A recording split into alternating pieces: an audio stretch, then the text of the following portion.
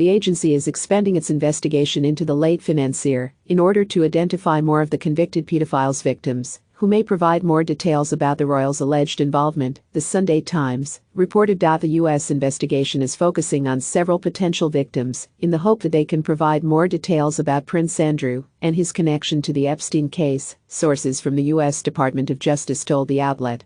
They are not going to dismiss claims relating to Andrew because he is a royal. Davies, former head of royal protection at Scotland Yard, who was in charge of Andrew's protection in the late 1990s, told the Sunday Times a renewed investigation is in the public interest. The royal, known as Randy Andy, was at one point friends with Epstein.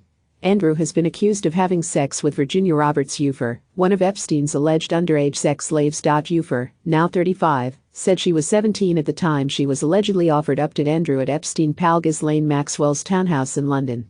British authorities dropped a probe into the matter prompted in 2015 by Ufer. Andrew has repeatedly denied the accusations, saying they were false and without foundation. He also said he regrets continuing his friendship with Epstein after the convicted pedophile was released from his short prison sentence in 2010. I would have thought it's in Prince Andrew's interests to clear this matter up.